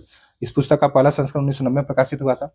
यहाँ पे देखा एल्सवर्थ हंटिंगटन द्वारा लिखित पुस्तक का नाम क्या है यहाँ पे, तो सिविलाइजेशन एंड आपका क्लाइमेट। ठीक है, जिसका प्रथम प्रकाशन 1915 में हुआ था। साइलेंट स्प्रिंग पर्यावरण विज्ञान से संबंधित पुस्तक है जिसकी लेखक अमेरिकी जीव विज्ञानी संरक्षणविद रेचल कार्सन है, और यह पुस्तक 1962 में प्रकाशित हुई थी। प्राकृतिक कृषि के अन्वेषक मासानोबु फुकुवा जो कि जापानी किसान और दार्शनिक थे। पलाची मांडा दक्षिण भारतीय राज्य केरल के पलक्कड़ जिले में अवस्थित एक छोटा सा गांव है। कोका कोला की कंपनी बन रही थी भैया, बड़ा की इकाई यहाँ पे लग रही थी, जिससे बड़े पैमाने पे इस क्षेत्र में जल का दोहन करने के कारण यहाँ पर्यावरण एक तरह से भारी नुकसान हुआ। विश्व पर्यावरण दिवस प्रतिवर्ष 5 जून को मनाया जाता है। प्रथम विश्व पर्यावरण दिवस 1974 में मनाया गया था। उल्लेखनीय स्टॉकहोम जो अंतर्राष्ट्रीय शिखर सम्मेलन 1932 में हुआ था, उसी से यहाँ ये जो चीजें ली गई थी। ठीक है, चलिए, और अगर देखा जाए पर्यावरण पर यह पहला वैश्विक शिखर सम्मेलन, इसी सम्मेलन में 5 जून को पर्यावरण दिवस मनाने की घोषणा की गई थी, निर्णय लिया गया था। पारिस्थितिकी अब हम लोग थोड़ा सा देखेंगे यहाँ पे। ठीक है, चलिए अब हम लोग पारिस्थितिकी इकोलॉजी की बात करते हैं। ठीक है, देखिए पारिस्थितिकी जीव विज्ञान की एक शाखा है जिसमें जो जीव समुदाय है तथा उनके वातावरण के मध्य जो पारस्परिक संबंध है ना, या फिर अंतःक्रिया जो हो रही है उसका अध्ययन किया जाता है, यही आपका इकोलॉजी कहलाता है। जीव तथा उसके बाहरी वातावरण के बीच एक सक्रिय संबंध होता है। कुछ स्रोतों के अनुसार पारिस्थितिकी शब्द का प्रयोग सर्वप्रथम 1865 में किसने, हैसरेटर ने किया था, लेकिन अर्नेस्ट हैकेल ने पारिस्थितिकीय शब्द का प्रयोग आपका ओकियोलॉजिस्ट के नाम से किया था, जिसकी विस्तृत व्याख्या इन्होंने दी थी। ठीक है, यहाँ पे देखा जाए तो ओकेस मतलब होता है हाउस ऑफ लिविंग स्पेस, घर या आवास, तथा लोगोस मतलब होता है स्टडी, ठीक है, अध्ययन को मिलाकर ये आपका इकोलॉजी बना था। अर्नेस्ट हैकेल 1869 में बताते हैं कि जीवधारियों के कार्बनिक और अकार्बनिक वातावरण और पारस्परिक संबंधों के अध्ययन को पारिस्थितिकी या फिर पारिस्थितिकी विज्ञान कहते हैं। ठीक है, इकोलॉजी कहते हैं। यूजीन ओडम थे, इन्होंने 1963 के अनुसार पारिस्थितिकीय प्राकृतिक की संरचना एवं प्रक्रिया का अध्ययन होता है। तो इस तरीके से ये इकोलॉजी के बारे में हम लोगों ने देख लिया। ठीक है, चलिए अब यहाँ पे वर्तमान समय में पारिस्थितिकी को व्यापक आयाम प्रदान कर दिया गया है। अब पारिस्थितिकी के अंतर्गत जंतु, वनस्पति, जलवायु ही नहीं वरन आपका यहाँ पे देखा जाए मानव समाज व उसके जो भौतिक पर्यावरण है उसकी क्रिया विधि का भी अध्ययन किया जाता है। वर्ष 1935 में आपका एजी ट्रांसलेट द्वारा सर्वप्रथम पारिस्थितिकी तंत्र इकोसिस्टम का जो संकल्पना वो प्रस्तावित की गई। पारिस्थितिकी तंत्र भौतिक तंत्रों का एक विशेष प्रकार का होता है जिसकी रचना अजैविक और जैविक घटकों से मिलकर होती है। पारिस्थितिक तंत्र खुला तंत्र होता है, ओपन सिस्टम होता है। ठीक है, क्योंकि इसमें ऊर्जा तथा पदार्थ का लगातार क्या होता है, निवेश मतलब इनपुट तथा आपका आउटपुट होता रहता है। ठीक है, अगर ध्यान दे तो बंद तंत्र में ये क्रिया नहीं हो सकती है और ये आकार में भिन्न भिन्न होते हैं, अर्थात पारिस्थितिकी तंत्र में आकार के अनुसार परिवर्तन होता रहता है। पारिस्थितिकी तंत्र की जो विचारधारा है उसको आपका कार्ल मोबियस ने आपका बायोनोसिस, ठीक है, बायोनोसिस तथा आपका फोर्स ने आपका माइक्रोकॉस्म, ठीक, कहा था। अब यहाँ पे देखा जाए थोड़ा सा आगे तो पारिस्थितिकी तंत्र की जो प्रकृति है उसकी एक कार्यात्मक इकाई है। ठीक है, जो पारिस्थितिकी तंत्र है प्रकृति की एक कार्यात्मक इकाई के रूप में हम लोग जानते हैं, जिसमें एक विशेष क्षेत्र के सभी जीवधारी अर्थात पेड़ पौधे, जानवर या फिर सूक्ष्म जीव शामिल होते हैं, जो कि अपने अजैव जो पर्यावरण है के साथ अंतःक्रिया करके आपका एक संपूर्ण जैविक इकाई बनाते हैं। एक पारिस्थितिकी तंत्र जलाशय की एक बूंद जितनी छोटी भी हो सकती है तथा एक सूक्ष्म पारिस्थितिकी तंत्र जो होता है एक मतलब ये सूक्ष्म होगा और बहुत बड़ा भी हो सकता है, जैसे समुद्र जितना बृहद भी हो सकता है। तो यही यहाँ पे बताना चाह रहा है। और हमारी पृथ्वी स्वयं एक विशाल पारिस्थितिकी तंत्र है। जयमंडल की बात करें बायोस्फीयर, इसमें मिट्टी, सेल, जल, वायु से बनी एक परत है जो कि पृथ्वी के चतुर्दिक आवरण मंडल के रूप में व्याप्त सबसे बड़ा पारिस्थितिकी तंत्र होता है, जिसके साथ जीवित जीव जो होते हैं संबंधित तथा मंडल के जीवों का भरण पोषण करते हैं। इस प्रकार जयमंडल एक आधारभूत ग्रही तंत्र है जिसमें जैविक तथा अजैविक दो संगठक आपके होते हैं। पारिस्थितिकी तंत्र की प्रमुख विशेषताएं क्या देख लेते हैं। तो बेसिकली पारिस्थितिकी तंत्र जीवमंडल में एक सुनिश्चित क्षेत्र धारण करता है। पारिस्थितिकी तंत्र एक कार्यात्मक क्षेत्र इकाई है। इसकी रचना दो मूल संगठनों से होती है, जैविक और आपका यहाँ पे अजैविक संगठन जो होते हैं। पारिस्थितिकी तंत्र खुला तंत्र होता है, सबसे इंपॉर्टेंट। पारिस्थितिकी तंत्र प्राकृतिक संसाधन होते हैं, अर्थात इनकी अपनी क्या होती है तो उत्पादकता होती है। किसी भी पारिस्थितिकी तंत्र का समय इकाई के संदर्भ में पर्यवेक्षण किया जाता है। परितंत्र के घटक क्या होते हैं। तो किसी भी क्षेत्र के सभी जीवधारी जैसे जैविक हो गए तथा वातावरण में उपस्थित अजैविक जो घटक है संयुक्त रूप से परितंत्र का निर्माण करते हैं, मतलब इकोसिस्टम का एक निर्माण करते हैं। अर्थात परितंत्र जैविक और अजैविक घटकों से मिलकर बनी हुई एक रचना होती है। पारिस्थितिकी तंत्र जीवमंडल में एक सुनिश्चित क्षेत्र को धारण करता है। तो इस तरीके से परितंत्र के घटक हो गए अजैविक और आपके यहाँ पे जैविक घटक। तो इस तरीके से देख सकते हैं जैसे कि जैविक अजैविक में भौतिक घटक आएंगे, कार्बनिक घटक आएंगे और अकार्बनिक आएगा। और यहाँ पे देख सकते हैं जैविक है तो वही उत्पादक, उपभोक्ता, अपघटन, ये सब आ जाएंगे। ठीक है, तो ये सारे देख सकते जैसे आपका इसमें प्राथमिक द्वितीयक आ जाएंगे। बेसिकली यहाँ पे ये सारी चीजें दी गई हैं, मतलब कुल मिला के लिविंग और नॉन लिविंग से आप लोग समझिएगा। अब पारिस्थितिकी तंत्र एक कार्यशील क्षेत्र इकाई है। पारिस्थितिकी तंत्र खुला तंत्र, वही चीज फिर से बताई जा रही है, यहाँ पे कोई बात नहीं। पारिस्थितिकी तंत्र प्राकृतिक संसाधन होते हैं, अर्थात इसकी अपनी उत्पादकता होती है। तो ये सब लोग देख चुके हैं। अब यहाँ पे ये देखिए, अतः जीवमंडल में उपस्थित सभी संगठक जो होते हैं उनके वे समूह जो पारस्परिक क्रिया में सम्मिलित होते हैं पारिस्थितिकी तंत्र का निर्माण करते हैं। वे जीव विज्ञान प्रकार जो होता है विभिन्न प्रकार के जैविक संगठनों द्वारा जीवमंडल का निर्माण करते हैं। अगर ध्यान दें तो एक जाति से जीवधारियों की संख्या उनकी जनसंख्या कहा जाता है। दो या दो से अधिक जातियों की जनसंख्या मिलकर समुदाय का निर्माण करती है और कई समुदाय मिलकर पारिस्थितिकी तंत्र का निर्माण करते हैं। और एक निश्चित क्षेत्र या भू जो दृश्य में एक या उससे अधिक पारिस्थितिकी तंत्र पाए जाते हैं तो ये जैवमंडल या फिर जैविक संगठन कहलाते हैं। जनसंख्या, समुदाय, फिर पारिस्थितिकी तंत्र कई मिल गया तो आपका एक तरह से ये आपका कहला गया। पारिस्थितिकी तंत्र के घटक क्या होते हैं। तो इस तरीके से देखा जाए तो पारिस्थितिकी तंत्र के अंतर्गत जैविक संगठनों के दो प्रमुख भागों में बांटे जा सकते हैं, स्वपोषित संगठक और आपका यहाँ पे एक तरह से परपोषित। स्वपोषित जो अपना खाना स्वयं बनाए, ऑटोट्रॉफिक इसको कहते हैं। तो वे होते हैं जो प्रकाश संश्लेषण अथवा रसायन संश्लेषण के द्वारा अपना जो आहार है स्वयं निर्मित करते हैं, जैसे हरे पौधे, कुछ जीवाणु हो गए। इन्हें प्राथमिक उत्पादक या फिर प्राथमिक पोषक या फिर मूल उत्पादक भी कह सकते हैं। उपभोक्ता क्या होते हैं? तो मानव सहित परपोषित जंतु होते हैं जो स्वपोषित पौधे, जो प्राथमिक आपके उत्पादक हैं, ठीक है, उनके द्वारा क्या करते हैं? तो अपना जो आहार है वो ग्रहण करते हैं, ठीक है। अतः उपभोक्ता द्वितीय पोषक या फिर द्वितीय उत्पादक कह सकते होते हैं। वियोजक क्या होता है? डिकम्पोजर। तो ये अपघटक वे सूक्ष्म जीव होते हैं जो मृत पौधे, जंतु या फिर अन्य जैविक जो पदार्थ उनको सड़ा गलाकर वियोजित करते हैं। इन्हें इसी प्रक्रिया के दौरान वे अपना आहार ग्रहण करते हैं और जैविक तत्वों को पुनर्व्यवस्था भी करते हैं। प्रकृति है उसमें पारिस्थितिकी तंत्र के दो प्रमुख श्रेणियों में विभाजित किया जा सकता है और वे हैं स्थलीय और जलीय। तो घास स्थल, वन तथा वन मरुस्थल स्थलीय पारिस्थितिक तंत्र के उदाहरण है। वहीं जलीय पारिस्थितिक तंत्र में झील, नदियां तथा समुद्र आते हैं।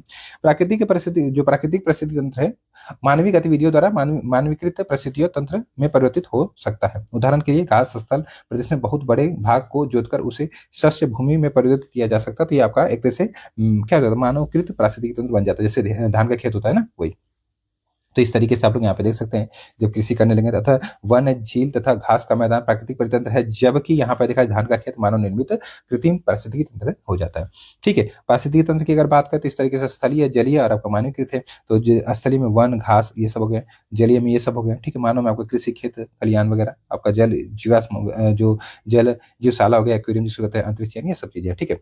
अब यहाँ पे पृथ्वी पर लगभग 71% भाग पर जलीय पारिस्थितिकी तंत्र का विस्तार है, अतः यह तंत्र विश्व का सर्वाधिक क्षेत्र पर फैला हुआ है। और सागरीय अर्थात महासागरीय पारिस्थितिकी तंत्र कह सकते हैं सबसे अधिक स्थिर पारिस्थितिकी तंत्र होता है, ठीक।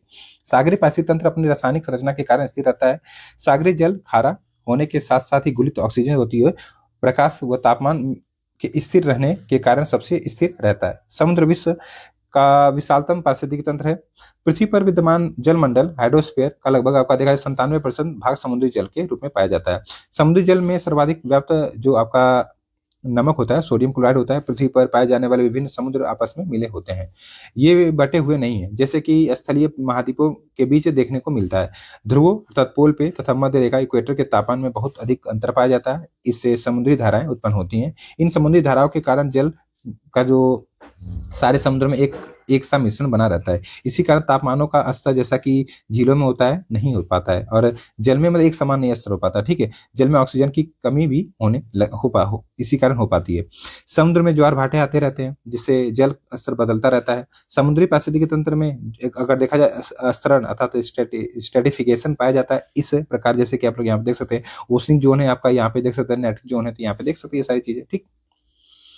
चलिए अब यहाँ पे देखा जाए जो पारिस्थितिकी तंत्र है, इसमें प्रत्येक पोषण स्तर से आगे बढ़ने पर ऊर्जा का क्या होता है? ह्रास होता है, मतलब ऊर्जा कम होती है। इसी कारण उत्पादकों की संख्या उपभोक्ता से अधिक होती है। पारिस्थितिकी तंत्र में शाकाहारियों की संख्या मांसाहारियों से अधिक है, ठीक है। चलिए पारिस्थितिकी असंतुलन क्या होता है? पारिस्थितिकी तंत्र सामान्यतः संतुलित अवस्था में अपनी विभिन्न गतिविधियों को संचालित करता है, परंतु विभिन्न कारणों यथा जैसे कि वनोन्मूलन हो गया, मतलब पेड़ जब काटेंगे, प्रदूषण इत्यादि से पारिस्थितिकी असंतुलन की समस्या उत्पन्न हो जाती है। तो पारिस्थितिकी असंतुलन के मूल कारणों में वनोन्मूलन अर्थात लकड़ी का काटना, वनोन्मूलन के कई कारण हैं जिन्हें अधोलिखित हम यहाँ पे देख सकते हैं। वनों के कारण यहाँ पे प्राकृतिक आपदाएं आएंगी, वनों की जगह में परिवर्तन हो जाता है। इस तरीके से झूम कृषि हो गई, वनाग्नि हो गई, शहरीकरण हो गया, ये ठीक है। भारत में पारिस्थितिकीय असंतुलन के मूल कारणों में वनोन्मूलन है, जबकि मरुस्थलीकरण, बाढ़, अकाल और वर्षा की परिवर्तनता इसके गौण कारणों में से जाना जाता है। मुख्य कारण वही है, ठीक है। वन्यजीव संरक्षण, वन रोपण पदार्थ का पुनर्चक्रण एवं पर्यावरण में व्याप्त जो प्रदूषण है, इनका निवारण पर्यावरणीय संतुलन बनाए रखने में मददगार होता है। अगर ध्यान दें तो जल प्रबंधन, वनारोपण तथा वन्यजीव सुरक्षा से पारिस्थितिकीय संतुलन सकारात्मक रूप से प्रभावित होता है, जबकि औद्योगिक प्रबंधन से पारिस्थितिकीय तंत्र संतुलन को कोई भी प्रत्यक्ष संबंध नहीं है। वनों को काटना भी पर्यावरण संतुलन को बनाए रखने में मदद नहीं करता है, ठीक है। अब यहाँ पे खाद्य श्रृंखला की बात करते हैं तो किसी पारिस्थितिकीय तंत्र में या जो पारिस्थितिक तंत्र उसके संचालन हेतु ऊर्जा की आवश्यकता होती है। जीवों में यह ऊर्जा खाद्य पदार्थों के माध्यम से पहुंचती है। ऐसे पदार्थ जिनके ऑक्सीकरण के पश्चात जो धारियों को ऊर्जा प्राप्त होती है वे खाद्य कहते हैं। जैसे पौधे अपना खाद्य स्वयं निर्मित करते हैं, जबकि जंतु खाद्य के लिए पौधे पर निर्भर होते हैं। तो खाद्य श्रृंखला विभिन्न प्रकार के जीवधारियों का एक ऐसा क्रम है जिससे किसी भी पारिस्थितिकी तंत्र में ऊर्जा का प्रवाह होता है। और अगर देखा जाए तो ध्यान दें तो जीवधारी हैं उनके द्वारा ऊर्जा यह प्रवाह एक दिशीय होता है, मतलब एक डायरेक्शन में होता है। उदाहरण के लिए किसी घास स्थल पंतत की खाद्य श्रृंखला में विभिन्न घटकों का सही क्रम इस प्रकार है, जैसे यहाँ पे देख सकते हैं आप लोग। तो सबसे पहले घास है, तो घास एक को खाएगा टिड्डा, टिड्डा को मेढक, मेढक को सांप, तो इस तरीके से ऊर्जा पर जाएगी, ठीक है। तो इस तरीके देख सकते हैं। चलिए अगर ध्यान दें तो जीवीय घटक संगठन जो बायोटिक कंपोनेंट ऐसे जीवित वस्तुएं हैं जो कि एक पारिस्थितिक तंत्र का निर्माण करती है। जीवित संगठनों के समानता शामिल है। उत्पादक जैसे कि पेड़ पौधे हो गए, शैवाल, उपभोक्ता जैसे जानवर मनुष्य हो गए, अपघटक जैसे कवक और जीवाणु। वायरस नहीं आता, ये याद रखिएगा किसमें, अपघटक में। पोषण स्तर के माध्यम से खाद्य श्रृंखला में उत्पादक अर्थात पौधे, उपभोक्ता अर्थात आपके जंतु एवं अपघटक कवक और जीवाणु के बीच घनिष्ठ संबंध होता है। एक पारिस्थितिकी तंत्र की सभी खाद्य श्रृंखलाएं कहीं ना कहीं एक दूसरे से संबंधित होती है, अर्थात एक खाद्य श्रृंखला में जीवधारियों का संबंध खाद्य श्रृंखला के जीवधारियों से होता है। इस प्रकार देखा जाए तो अनेक खाद्य श्रृंखलाएं जैसे फूड चेन के पारस्परिक संबंध को हम लोग क्या कह सकते हैं, तो फूड वेव या फिर खाद्य जाल कह सकते हैं। ठीक है, खाद्य जाल वास्तव में एक संपूर्ण समुदाय के सभी जीवित प्राणियों का एक दूसरे से भोजन के संबंध जो होता है वो स्थापित करता है। इस प्रकार खाद्य जाल किसी परितंत्र में एक दूसरे से संयोजित खाद्य श्रृंखला का एक नेटवर्क होता है। इससे यह स्पष्ट होता है कि खाद्य जाल में ऊर्जा का स्थानांतरण बहु दिशा में होता है। किसमें, खाद्य जाल में। ठीक है, परितंत्र में जैविक घटक में हरे पौधे उत्पादक घटक के अंतर्गत आपके यहाँ पे आते हैं। हरे पौधे सूर्य से प्रकाश उपयोग करके प्रकाश संश्लेषण की विधि के द्वारा अपना खाना बनाते हैं। इन्हें प्राथमिक पोषक या फिर उत्पादक कहते हैं। इस प्रकार पौधे को स्वपोषित भी कहा जाता है। पौधे प्रकाश संश्लेषण हरे रंग का जो आपका लवक होता है, एक तरीके से देखा जाए क्लोरोफिल की सहायता से करते हैं। क्लोरोफिल के कारण ही पौधे हरे रंग के दिखते हैं। हरे पौधे मानव सहित समस्त जंतुओं के लिए प्रत्यक्ष अथवा अप्रत्यक्ष रूप से आहार व ऊर्जा की आपूर्ति करते हैं। समुद्री खाद्य श्रृंखलाओं में आपका देखा जाए फाइटोप्लैंक्टन्स मुख्य प्राथमिक उत्पादक होते हैं। ये प्रकाश संश्लेषण की क्रिया के द्वारा अपना क्या करते हैं, तो खाना बनाते हैं, कुल मिलाकर ऊर्जा देते हैं। आगे फिर पृथ्वी के वायुमंडल में उपस्थित ऑक्सीजन के अधिकतर मात्रा के लिए फाइटोप्लैंक्टन्स की मतलब जो फाइटोप्लैंक्टन्स ये उत्तरदायी हैं। विभिन्न पारिस्थितिकी तंत्र के जो प्राथमिक उत्पादक हैं इस प्रकार है। आइए देख लेते हैं थोड़ा सा, देखिए यहाँ पे देख लेते हैं। जैसे कि प्राथमिक उत्पादक यहाँ पे, जैसे कि यहाँ पे देखिए आपके पादप प्लवक, फिर जड़युक्त पौधे, विभिन्न प्रकार की घास है, ये सब है। और वहाँ पे समुद्र में आपका यहाँ पे इस तरीके से चीजें हो गई। ठीक है, चलिए आप यहाँ पे विभिन्न यहाँ पे क्या करें, किसी खाद्य श्रृंखला में मुख्यतः शाकाहारी प्राणी ही प्राथमिक उपभोक्ता की श्रेणी में आते हैं। उदाहरण के लिए हिरण शाकाहारी प्राणी है, अतः ये प्राथमिक उपभोक्ता है। चींटी जो है एक तरीके से देखा जाए तो ये डिकम्पोजर अपघटक भी है तथा प्राथमिक उपभोक्ता दोनों ही है। और ये जैसे कि ये पौधे को खाकर सेलुलोज से ऊर्जा प्राप्त करती है और साथ साथ आपको पता क्या खाती है, जो बाघ है ये मांसाहारी प्राणी तथा लोमड़ी सर्वाहारी है। ये दोनों प्राथमिक उपभोक्ता की श्रेणी में नहीं आते हैं। शाकाहारी प्राणियों को खाने वाले जीवधारी को मांसाहारी कहा जाता है, अतः उपभोक्ता परपोषी जीव होते हैं। उदाहरण के लिए टीडा में रखिए सब। अगर ध्यान दे तो साग सब्जियों का सेवन करने पर मनुष्य प्राथमिक उपभोक्ता, जबकि मांस भक्षी जो होता है होने पर द्वितीय उपभोक्ता की श्रेणी में आ जाता है। ठीक है, तो इस तरीके से देखा जाए मनुष्य शाकाहारी व मांसाहारी दोनों है, अतः ये सर्वाहारी कहलाता है। अपघटन की बात करें तो अपघटन वे जीव होते हैं जो अपक्षय या सड़न की प्रक्रिया को तेज करते हैं, जिससे पोषक जो तत्व है उनका पुनः चक्रण होता है। अपघटन निर्जीव कार्बनिक तत्वों को जो निर्जीव कार्बनिक तत्व उनको अकार्बनिक यौगिक में तोड़ते हैं। सूक्ष्म जीवों की एक विस्तृत किस्म जैसे फफूंद, जीवाणु, गोलकृमि, प्रोटोजोआ, आपका केचुआ अपघटक की भूमिका अदा करते हैं। अपघटक पोषण के लिए मृत कार्बनिक पदार्थ या फिर अपरत पर निर्भर करते हैं। अधिकांश अपघटक उपभोक्ता की तरह अपना भोजन निगलते नहीं है, बल्कि वे अपने शरीर से मृत प्राय जीवधारी जैसे पौधे जंतु जो हो गए ना, उनके विभिन्न प्रकार के एंजाइम का स्रावन करते हैं। इससे विघटित होकर मृदा में समानता अकार्बनिक पदार्थ का उत्सर्जन हो जाता है और इन्हें पौधे मृदा के से प्राप्त कर लेते हैं। इस प्रकार कार्बन, नाइट्रोजन, फास्फोरस व अन्य कार्बनिक जो तत्व हैं इनका परितंत्र में पुनः चक्रियन होता रहता है। ठीक है, स्थलीय परितंत्र की तरह ही समुद्री जो परितंत्र है उसमें भी खाद्य आहार श्रृंखला पाई जाती है। एक साधारण समुद्री आहार श्रृंखला का सही क्रम है, डायटम सबसे पहले सपोषी होते हैं, फिर आपका क्रेटेशियाई आता है जो कि शाकाहारी उपभोक्ता है, फिर हेरिंग आ जाता है मांसाहारी उपभोक्ता है। ठीक है, उल्लेखनीय है कि तितलियां कई पुष्प पौधों के परागण जो पॉलिनेशन होता है उसमें महत्वपूर्ण भूमिका निभाती है, अतः इनकी संख्या में अगर गिरावट होगी तो पौधों के परागण पर भी प्रतिकूल प्रभाव पड़ता है।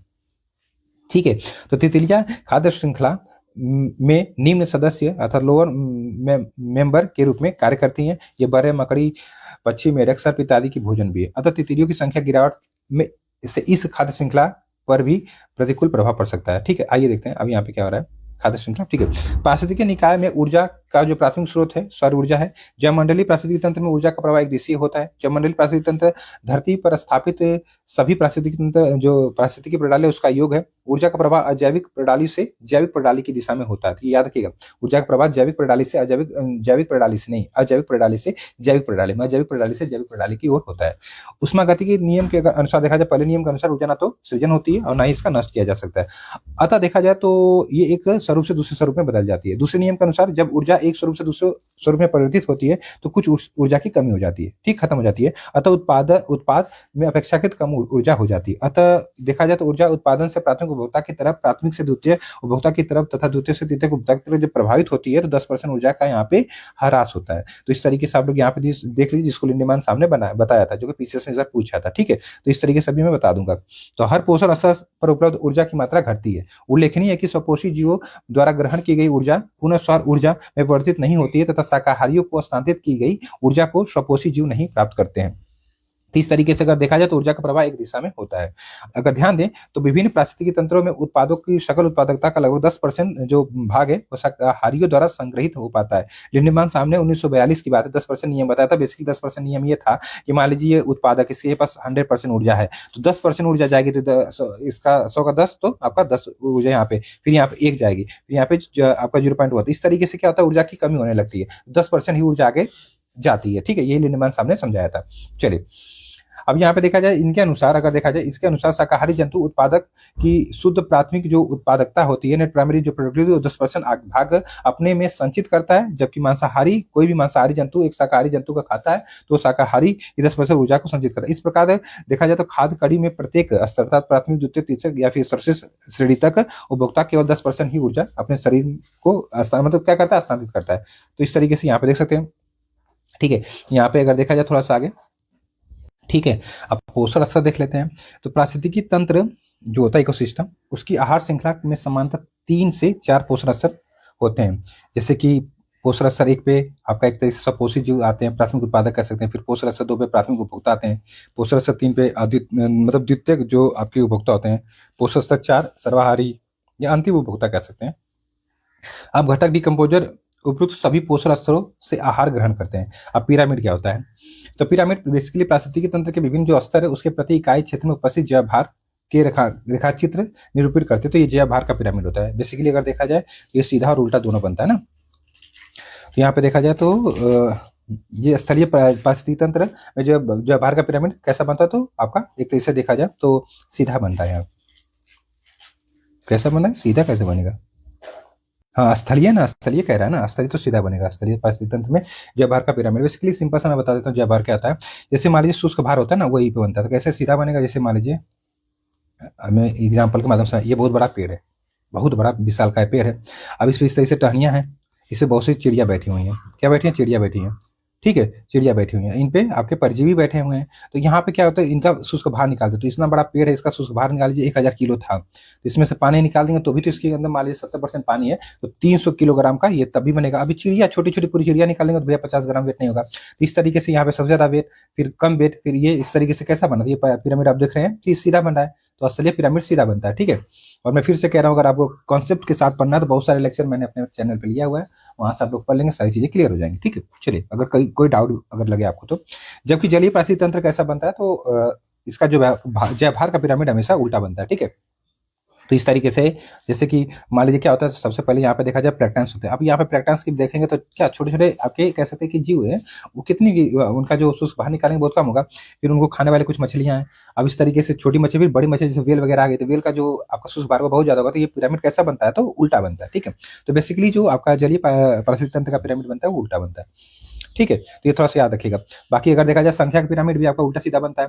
संख्या के हिसाब से, जैसे एक पेड़ है, इस पे एक ही पेड़ है, बहुत सारी चिड़िया, बहुत सारे परजीवी हैं, तो कैसा बना, उल्टा बन गया। इस तरीके से पेड़ का पिरामिड, ठीक है। और संख्या में और देखा जाए, जैसे कि घास वगैरह, बहुत सारी घास है, उसको खाने वाले टिड्डा है आपके यहाँ पे कम होंगे, फिर उनसे कम आपके यहाँ पे उसको खाने वाले मेढक होंगे। तो इस तरीके से ये कैसा बने, तो सीधा बना। तो इस तरीके से समझ लीजिएगा आप लोग। और यहाँ पे अगर देखा जाए ऊर्जा का पिरामिड सदैव सीधा बनता है, क्योंकि 10% ऊर्जा हमेशा हानि होती है एक लेवल से दूसरे लेवल। क्योंकि देखिए सबसे ज्यादा यहाँ पे 1000 ऊर्जा थी, फिर यहाँ पे आएंगे तो 10% गई, तो मान लीजिए यहाँ पे तो इस तरीके से 100 बची। तो इस तरीके से कैसा बना, तो सीधा बना। ऊर्जा का पिरामिड सदैव सीधा बनता है। तो यहाँ पे दिया नहीं गया था, मैंने सोचा बता देता हूँ, चलिए कोई बात नहीं। अब यहाँ पे अब घटक की बात करें, तो अब घटक इस तरीके से यहाँ पे देख सकते हैं, प्राथमिक उत्पादक 100%, फिर 10%, फिर यहाँ पे इस तरीके से उष्मा के रूप में ऊर्जा का क्षरण हो रहा है, ठीक है। तो ये इस तरीके से आप देख सकते हैं, आप ये ऊर्जा का सौर ऊर्जा है ये पूरा, ठीक है ना। चलिए, बाकी एक ही दिया था वहां पे पिरामिड के बारे में, तो मैंने तीनों बता दिया। चलिए, जैव भू रसायन जो चक्र है या फिर जैविक अनुक्रमण देखा जाए, पारिस्थितिकी तंत्र में जो अजैविक तत्वों के जैविक जो प्रावस्था है उसमें परिवर्तन तथा इन जैविक तत्वों के अजैविक रूप में पुनरागमन के प्रारूप में जैव भू रसायन चक्र कहते हैं। प्रकृति में नाइट्रोजन, फास्फोरस, कार्बन इत्यादि तत्वों को जैव भू रसायन चक्र पाया जाता है। जैव भू रसायन चक्र को पोषण चक्र या फिर कैसे न्यूट्रिएंट साइकिल भी कहते हैं, क्योंकि इसमें जीवधारियों की मदद करने वाले यौगिक का हस्तांतरण शामिल होता है। ये मुख्यतः दो प्रकार के होते हैं। जैसे जैव भू रसायन चक्र की बात करें तो गैसीय चक्र होता है आपका, यहाँ पे अवसादी चक्र होता है। गैसीय चक्र में आपका ऑक्सीजन और नाइट्रोजन आ जाएंगे, और अवसादी चक्र में आपका कैल्शियम, आपका फास्फोरस, पोटेशियम, सल्फर, ये सब आ जाएंगे। ठीक है। जल चक्र को ओडम ने गैसीय चक्र की में सम्मिलित किया है। भौतिक पर्यावरण में किसी समुदाय का समय के साथ रूपांतरण ही पारिस्थितिक अनुक्रमण कहलाता है। इकोलॉजिकल सक्सेशन यही कहलाता है। ठीक है। अगर ध्यान दें तो उदाहरण के रूप में देखा जाए तो घास स्थलों में घास वर्षा के अधिकतर जल को पौधे की जड़ तक पहुंचने में से पूर्व ही अवशोषित कर लेती है। साथ ही आग लगने आदि के कारणों से घास जो स्थल है उनकी भूमि पथरीली व बंजर हो जाती है। तो ऐसी भूमि लाइकेन जो है उनके उगने के लिए आदर्श वातावरण उपलब्ध कराती है।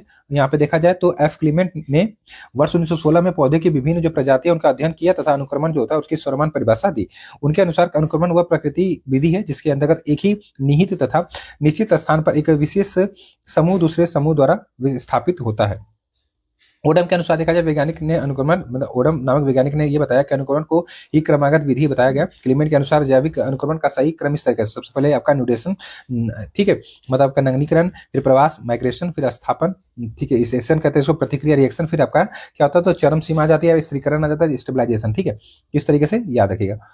पारिस्थितिक संक्रमण का दिखाया अवधारणा का सर्वप्रथम प्रयोग जॉन डब्ल्यू बेनेट के द्वारा किया गया था। इन्होंने वर्ष यह अवधारणा 1976 में प्रकाशित अपनी पुस्तक the ecological transition, cultural anthropology and human adaptation में प्रस्तुत किया था।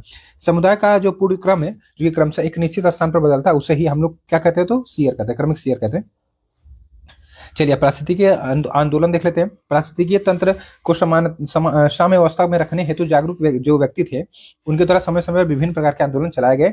उनमें से एक प्रमुख आंदोलन था चिपको आंदोलन। ठीक है, चिपको आंदोलन जो था पेड़ की कटाई को रोकने के लिए किया गया था, और वन की कटाई को रोकने के लिए आपका 1974 की बात है 26 मार्च को उत्तराखंड के चमोली जिले के गौरा देवी के नेतृत्व में महिला जो थी वृक्ष से चिपकर खड़ी हो गई और पेड़ को नहीं काटने के लिए कह रही थी।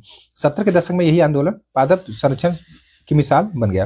नर्मदा बचाओ आंदोलन नर्मदा नदी के ऊपर बनाई जा रही बहुउद्देशीय नदी घाटी परियोजना जो है एक तरीके से उसको रोकने के लिए चला गया था। एपिको आंदोलन दक्षिण भारत में पर्यावरण संरक्षण संबंधित आंदोलन था और यह आंदोलन कर्नाटक में आरंभ हुआ था।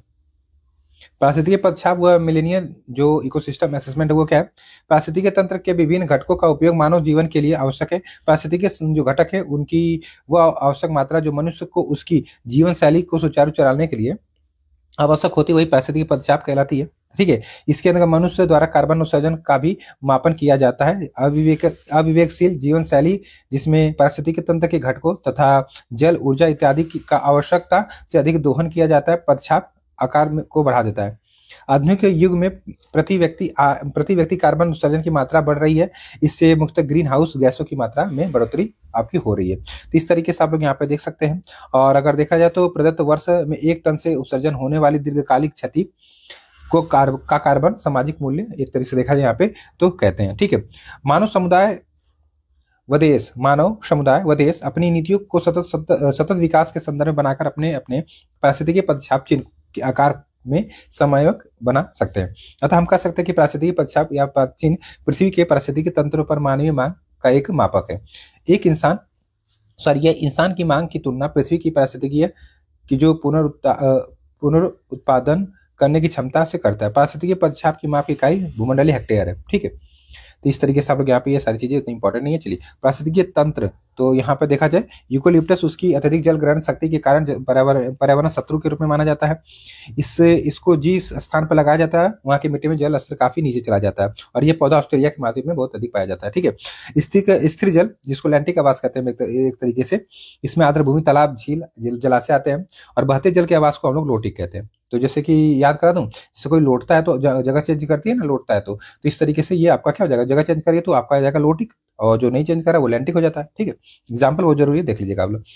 इकोटोन क्या होता है? बेसिकली दो विभिन्न जो आपके पारिस्थितिक तंत्र होते हैं उनके संक्रमण का जो क्षेत्र होता है बेसिकली वही इकोटोन कहलाता है।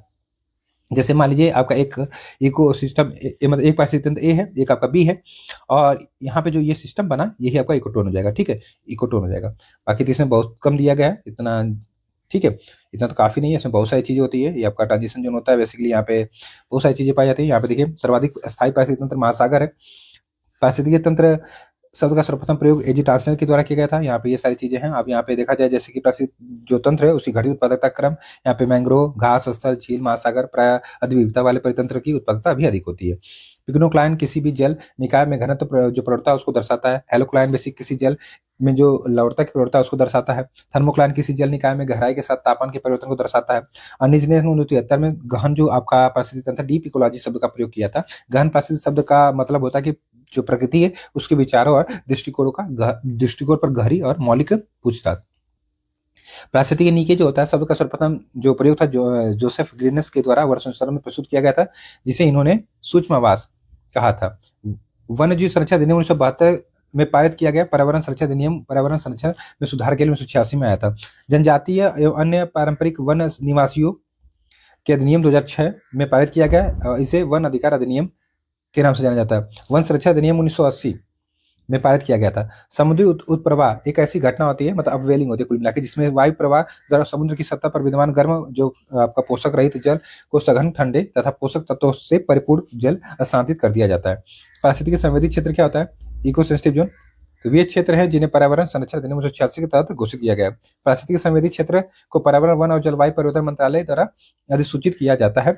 और यहाँ पे देखा जाए पारिस्थितिकी संवेदी जो क्षेत्र है उसमें रात्रि के समय व्यावसायिक जो प्रयोजनों हेतु वाहनों के आगमन व आवागमन को विनियमित किया जाता है और यह प्रतिबंधित नहीं है।